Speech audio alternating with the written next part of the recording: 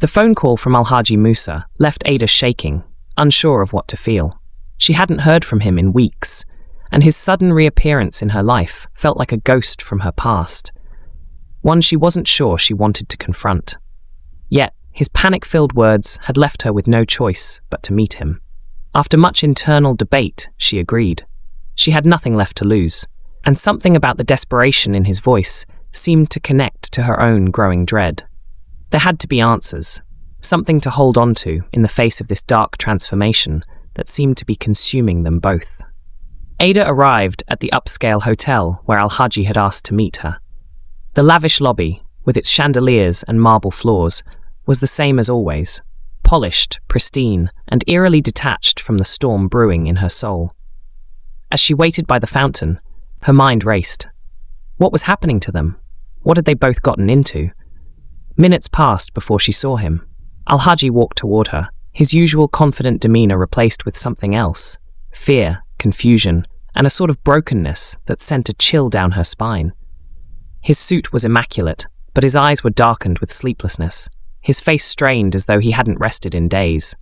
"Ada," he said softly, almost as though he was afraid to speak louder. "Thank you for coming." Ada nodded, a lump forming in her throat. She had once seen Alhaji as untouchable, powerful, calm, and always in control. But now, standing before her, he seemed as lost and vulnerable as she felt. "I didn't know who else to call," he continued, his voice trembling slightly. "I've been seeing things, terrible things." Ada swallowed hard, feeling her own fears rise in her chest. She had suspected for weeks that Alhaji might be connected to the curse she was fighting, but hearing him speak so openly about his visions made the truth impossible to ignore. What kind of things? Alhaji looked around, almost as though he feared someone might overhear. He leaned in closer to Ada, his voice barely a whisper. "I've been seeing a woman, but not like any woman I've ever known. She's connected to a serpent, to something dark. Every night, I see her eyes glowing, her body covered in scales, and every time I see her, I hear a hissing sound. It's like she's calling to me, like she's trying to tell me something." Ada's heart sank. The visions he described sounded too familiar, too similar to the ones she'd been experiencing herself. Her skin prickled, and for a moment, she wondered if they had both been cursed in the same way. But she couldn't bring herself to say it out loud, afraid of confirming the terrible truth. "I've tried to ignore it," Alhaji continued, his voice thick with fear. "But it's getting worse. I see her everywhere, in my dreams, in my thoughts. It feels like I'm losing my mind, Ada." Ada's breath hitched as she realized the depth of their shared plight. She had felt so alone in this, so trapped in her own terrifying transformation. But now, in the presence of Alhaji, she understood that their fates were inexplicably tied together. "I've been seeing similar things," Ada admitted, her voice barely above a whisper. "Scales, a serpent, and there's this voice. It whispers to me, telling me to embrace it, to become something else." Alhaji's expression shifted, a flicker of recognition passing through his eyes. "You too? You've been hearing it?" Ada nodded, the weight of her confession hanging heavy between them. For a moment, they simply stared at each other, both of them grappling with the reality that their lives had taken a dark, unexpected turn. Whatever this curse was, it had not just taken hold of Ada, it had reached Alhaji as well. "I don't know what to do," she said finally, her voice cracking. "I thought I could fight this, but it feels like I'm losing, like it's taking me, piece by piece." Alhaji shook his head, his eyes filled with confusion and helplessness. "I don't want to give in to it, but I don't know how to stop it either. Every time I close my eyes, I see her. Every time I breathe, I hear that sound." He paused, his eyes searching hers. "Do you think it's too late for us?" The question hung in the air, heavy with unspoken fear. Ada didn't have an answer. She couldn't bring herself to say it, couldn't bring herself to tell him that she feared it might already be too late, that whatever had been set in motion was irreversible. But as she looked into his eyes, something shifted between them. They were both standing on the edge of an abyss, and despite the terror that gripped her heart, Ada felt something stir deep inside her. A small, fragile hope that they might find a way to break free from the curse together. "I don't know," she whispered, her voice trembling, "but I'll try. I'll try to fight it with you." Alhaji's face softened, his eyes filled with a flicker of gratitude. Then we're not alone in this, Ada. We can still try to stop it. Together. But even as the words left his mouth, something in the air shifted, and Ada couldn't help but feel the faintest tremor of doubt. Was it too late for them both? Could they really escape the darkness that was already tightening its grip? As Ada and Alhaji continue to speak, a sudden sound cuts through the tension, a low, guttural hiss, coming from the shadows of the hotel lobby. The room grows unnervingly cold, and they both turn, sensing an unseen presence. Ada's breath catches in her throat when she sees a pair of glowing green eyes watching them from the corner of the room. Eyes that don't belong to any human being. The serpent's presence is real, and it's drawing closer. The hiss came again, sharp and unnervingly close. It echoed off the polished marble floor, making the hairs on the back of Ada's neck stand on end. Her heart began to pound in her chest as she looked around, her eyes scanning the dimly lit hotel lobby. The air had grown heavier, thicker, as though the very atmosphere was charged with something sinister. Alhaji's face had drained of colour, his lips pressed tightly together as he stepped closer to Ada, his hand brushing hers as if to reassure himself that she was still there. But neither of them dared speak, for fear of drawing attention to themselves, or to whatever was lurking in the shadows. And then they saw them. Two green eyes glowed faintly from the farthest corner of the lobby, peeking out from behind a large pillar. The colour was unnatural, too bright, too vivid, as if the eyes themselves were alive and aware. The gaze was fixed directly on them, unblinking, and in that moment, Ada knew they were not alone. The serpent, or whatever it was real, and it was watching them. The ground beneath Ada's feet seemed to shift, as though the floor itself was breathing. The shadows around them grew darker, deeper, swallowing the light from the chandeliers above. For a moment, Ada couldn't breathe, couldn't think, caught between terror and an instinctive pull to flee. "Do you see it?" she whispered, her voice barely audible, her breath catching in her throat. Alhaji nodded, his face pale as a sheet. "I see it. This is what I've been dreaming about." The eyes in the corner shifted slightly, and a low, deep hiss escaped from the shadows. It wasn't just a sound, it was a presence, as if the very air around them vibrated with the force of it. Ada's pulse quickened. Something inside her began to stir, an instinct to fight or flee, but she couldn't do either. She was rooted to the spot, unable to tear her eyes away from the glowing eyes, which seemed to pierce through her very soul. "What does it want?" Alhaji muttered, his voice cracking. "Why is it here?" Before Ada could respond, a sudden movement from the shadows caught her eye. The form of the serpent emerged slowly, its long, sinuous body slithering from behind the pillar.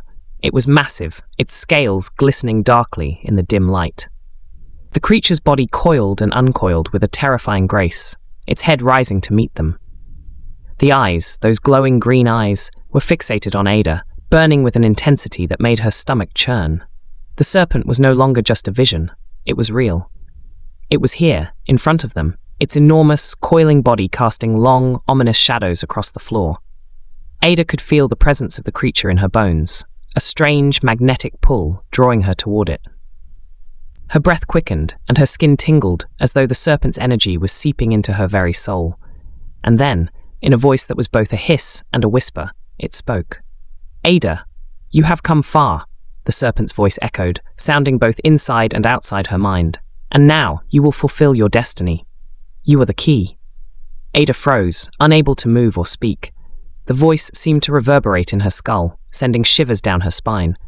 The words were not spoken by a human, but they were somehow familiar, as though they came from deep within her, from some place she could not understand. What do you mean?" she managed to whisper, her voice trembling. The serpent's gaze softened, but only slightly. Its tongue flickered in and out, tasting the air as it coiled around itself, its massive body undulating in a slow, deliberate rhythm. "You have embraced the curse," it said, "and now you must embrace the power. The woman you were, Ada, is no more. The serpent within you calls to be awakened, to rule." A cold shiver ran through Ada's body, as though the words were wrapping around her like chains. She felt a strange warmth, a power rise within her, but it was not her own. It was something else, something ancient, something dangerous. Al-Haji, standing beside her, was no longer the composed man he had been just moments ago. His face was pale, his lips trembling. "Ada," he whispered, his voice strained. We can't let it control us. We can't." But the serpent's attention shifted to him now, its head swiveling slowly, its glowing eyes narrowing as it focused on him. "You, Al-Haji Musa," the serpent hissed, its voice becoming deeper, more threatening. "You are already tainted. You have been marked. Your destiny is tied to hers now. There is no escape." Al-Haji took a step back, his eyes wide with fear, his breath coming in quick, shallow gasps. "No, I don't want this. Please, tell me there's another way." The serpent's eyes glowed brighter, its voice colder. "There is no other way. You have already made your choice. The power is inside both of you. The question is, will you accept it, or will you resist and fall into madness?" Ada could feel the weight of the serpent's words pressing on her chest. She had been marked just as Al-Haji had. The transformation wasn't just happening to her, it was happening to him as well. They were connected, bound by the same curse, the same dark force. But what did it mean to embrace this power? Could they really control it, or would it consume them both? The serpent's form began to move again, slithering closer, its eyes locked on Ada, its massive head rising higher. "You must choose, Ada," it said, its voice a haunting whisper that seemed to echo in every corner of her mind. "Will you join me and rule the darkness, or will you allow the world to crush you under its weight?" Ada's heart pounded in her chest as she struggled to comprehend the gravity of the choice before her. Her body was changing, and the serpent's call was growing stronger, more insistent. Was she already too far gone to turn back? Could she really resist the lure of the serpent's power? The serpent rears its head, and before Ada can make a decision, it strikes, its long, slick tongue flicking out to taste the air. In that moment, Ada feels something deep within her awaken, an unholy strength, a dangerous force. But before she can react, the lobby doors slam open, and a group of hotel security guards rush in, their eyes wide with shock at the sight before them. The serpent pauses, its gaze flicking toward the intruders. Ada knows that time is running out, and whatever choice she makes now will shape the rest of her fate. The room was tense, charged with an energy so thick that Ada could almost taste it in the air. The serpent, looming ominously in front of them, suddenly froze as the sound of heavy footsteps echoed through the lobby. The guards, 4 of them, burst through the doors, their faces pale with surprise and confusion at the sight of the massive, slithering creature. "What the hell?" one of the guards muttered, his voice shaking as his eyes darted between Ada and the serpent. The others stood frozen, unsure of what to do. For a moment, time seemed to slow. Ada's heart raced in her chest, and her breath caught in her throat. The serpent's gaze shifted, its eyes narrowing as it turned slightly toward the intruders. The air crackled with a strange energy, and Ada felt it, felt the shift inside her, like something dark was awakening within her bones. Before anyone could react, the serpent made its move, slithering backward into the shadows near the pillar, its massive body vanishing into the darkness with startling speed. It was gone as quickly as it had appeared, but Ada knew that it was still there, watching them, waiting. She could feel its presence like a pulse deep in her chest. The guards, now bewildered and unsure, took tentative steps forward, their hands on their weapons as they assessed the situation. What was that?" one of them stammered, his voice trembling. "It was," Ada began, her voice barely above a whisper, but she couldn't finish the sentence. How could she explain what had just happened? How could she tell them that a serpent had appeared in front of them, and that it wasn't just some hallucination or trick of the light? "We need to get out of here," Al-Haji said suddenly, his voice strained. He grabbed Ida's arm, pulling her back toward the elevator. "Now." Ada didn't argue. She was too shaken, too lost in the haze of fear and confusion that had clouded her mind. She let Al-Haji guide her through the lobby, but as they passed the door where the serpent had disappeared, she couldn't shake the feeling that it was still watching them. The weight of its gaze pressed down on her, and she felt a deep primal urge to turn and run. They made it to the elevator, the guards still shouting questions behind them, but neither Ada nor Al-Haji stopped. The doors slid closed, and the familiar chime of the elevator filled the silence. The moment they were alone, Ada looked at Alhaji, who was breathing heavily, his face twisted in confusion. "What just happened?" Ada asked, her voice trembling. "That thing, that serpent. It's real, isn't it?" Alhaji's face was pale, his hands shaking as he wiped his brow. "It was real, all right. I saw it. But why now? Why are we both seeing it?" Ada looked down at her hands, feeling the strange energy swirling beneath her skin.